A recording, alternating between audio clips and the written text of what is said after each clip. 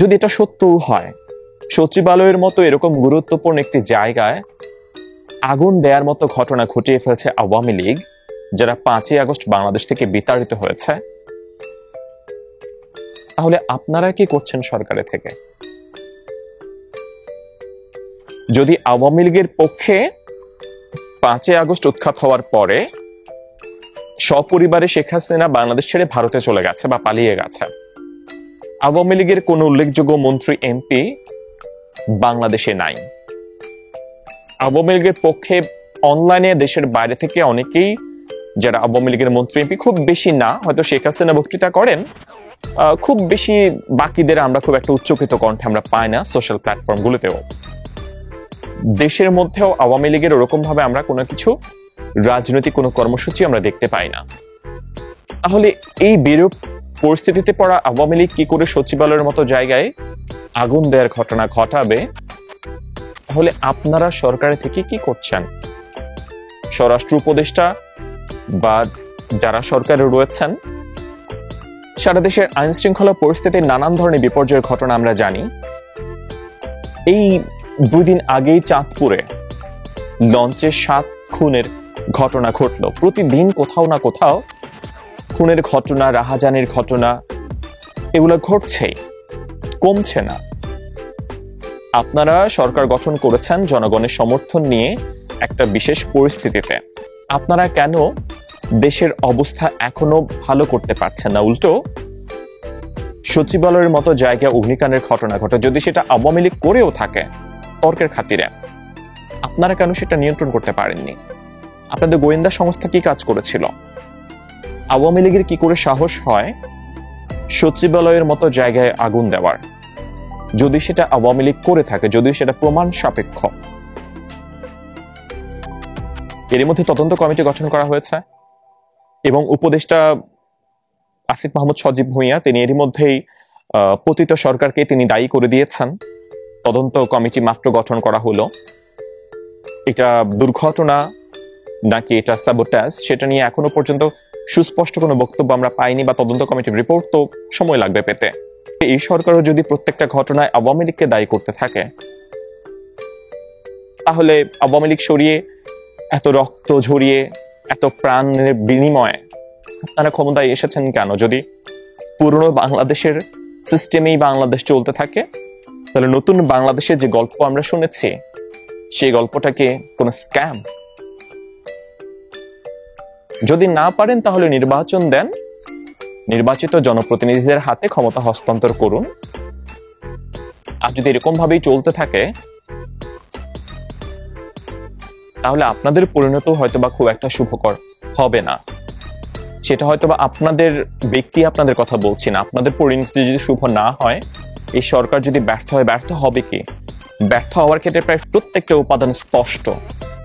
তাহলে এই 24-এর গণ অভ্যুত্থানের স্পিরিটটাও আর থাকবে না। সচিবালয়ের স্মরণকালের সবচাইতে বড় অগ্নিকাণ্ডের ঘটনা ঘটেছে এবং অনেকে এটাকে ষড়যন্ত্র বলছেন, অনেকে স্যাবোটাজ বলছেন এবং অনেকে বলছেন এটা হয়তোবা প্রাকৃতিক কারণে অগ্নি দুর্ঘটনা, শর্ট সার্কিট থেকে হতে পারে।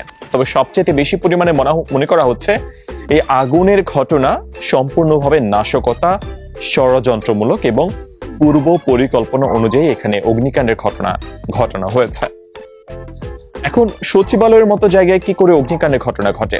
গতকাল বড়দিন ছিল, বড়দিনের উৎসব, রাতের বেলা স্বাভাবিকভাবেই সচিবালয় বন্ধ ছিল এবং আগুন যারা নিয়ন্ত্রণ করার জন্য গিয়েছিলেন ফায়ার ফাইটাররা, তারা অনেক রুমে ঢুকতে পারছিলেন না, কারণ রুমগুলো তালাবদ্ধ অবস্থায় ছিল, কারণ মধ্যরাতে অগ্নিকাণ্ডের এই ঘটনা ঘটেছে।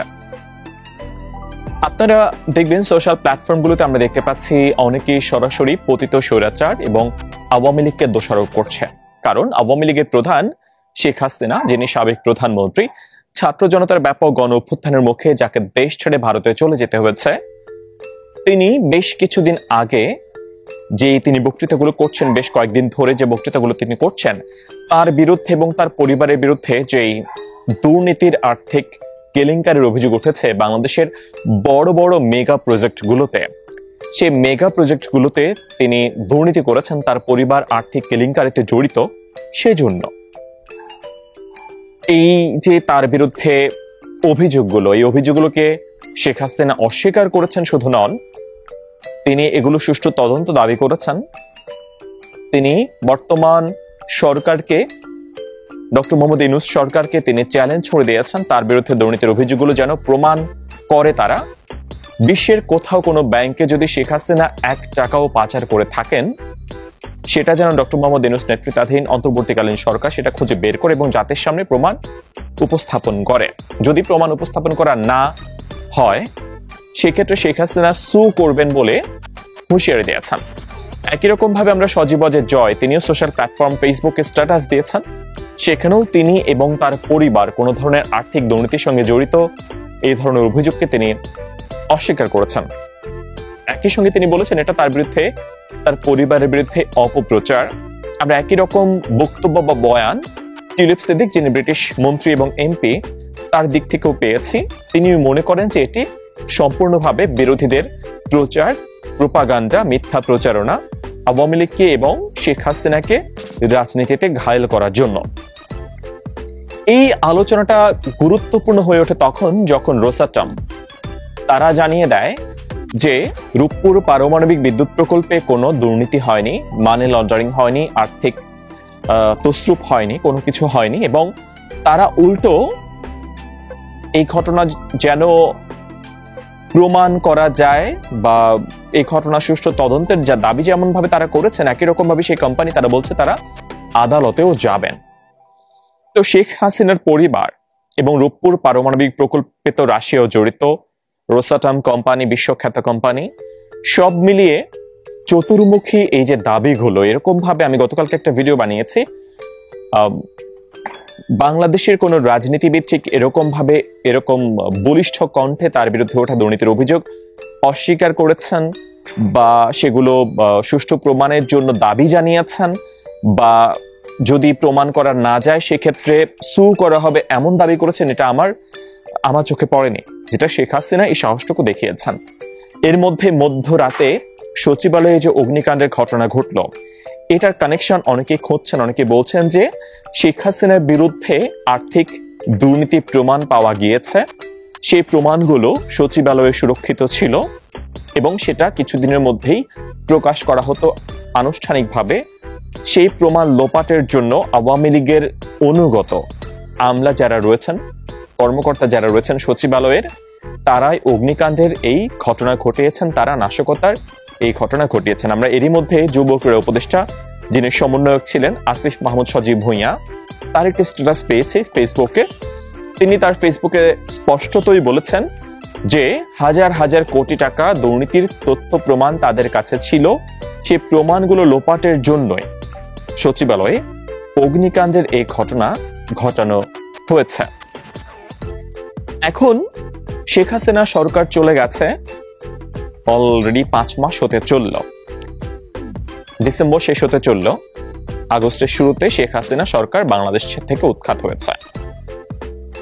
তারপরেও আমরা দেখতে পাচ্ছি যে দেশের বিভিন্ন জায়গায় যা ঘটছে, বেশিরভাগ কিছুতেই সরকার আওয়ামী লীগকে দায়ী করছে।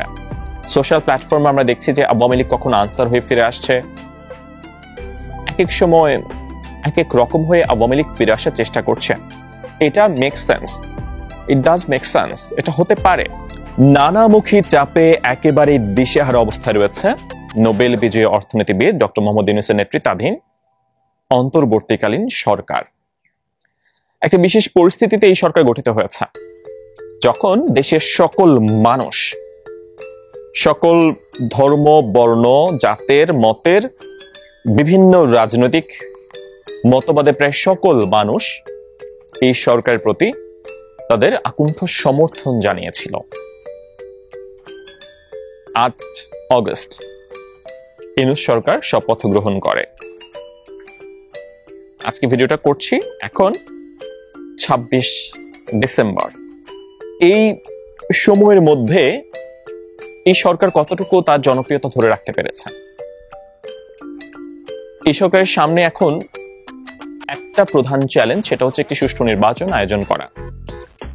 সরকারের প্রধান উপদেষ্টা ডক্টর মোহাম্মদ ইউনূস সাহেব তিনি বলেছেন যে আগামী বছরের শেষের দিকে, 25-এর শেষের দিকে বা 26-এর প্রথমার্ধে প্রথম ভাগে জাতীয় সংসদ নির্বাচন অনুষ্ঠিত হবে। আবার আমরা দেখেছি উপদেষ্টারা বলছেন যে শুধুমাত্র নির্বাচন অনুষ্ঠানের জন্য এতজন মানুষ প্রাণ দেয়নি।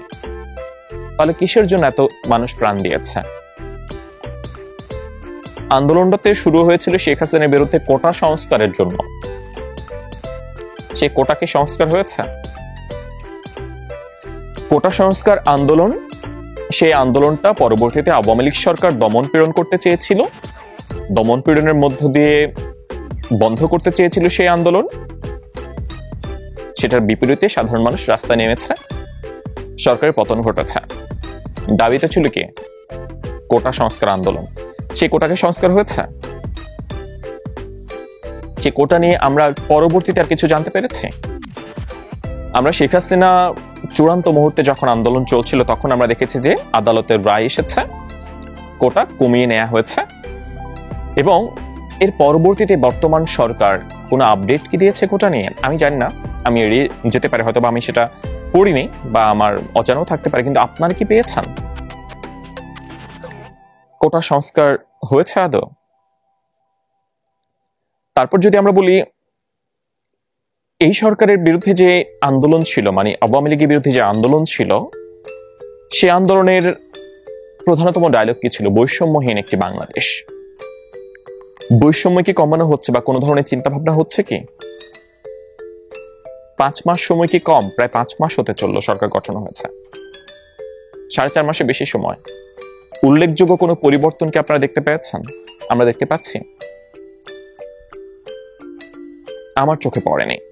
বর্তমান সরকার 5 মাসে তাদের অবদান কি, তারা কি করেছে? কয়েকটা সংস্কার কমিশন গঠন করা হয়েছে, সেগুলো রিপোর্ট হয়তো কিছুদিনের মধ্যে পাওয়া যাবে। এটা ছাড়া বর্তমান সরকারের উল্লেখযোগ্য অবদান কি? তারা যারা আন্দোলন করেছে, তাদের যাদের উপর নৃশংস হত্যাকাণ্ডের ঘটনা ঘটেছে, যারা খুনি, তাদের বিচার চলছে কি? ওবায়দুল কাদের, সাবেক সড়ক পরিবহন সেতু মন্ত্রী, যার একটি কথাতেই পুরো দেশ কেঁপে উঠেছিল ছাত্রলীগে যথেষ্ট, সেই ওবায়দুল কাদের নাকি বাংলাদেশেই 3 মাস ছিলেন, তারপর তিনি ভারতে চলে গেছেন। কিভাবে? যার নির্দেশে বলা যায় বা যার উস্কানিতে এতগুলো মানুষের, সেটা যেই করে থাকুক না কেন, এতগুলো মানুষের প্রাণহানি ঘটনা ঘটলো, সেই মানুষটা কিভাবে বহাল তবিয়তে বাংলাদেশে ডক্টর মোহাম্মদ ইউনূস নেতৃত্বাধীন সরকারের সময় 3 মাস নিরাপদে ছিল?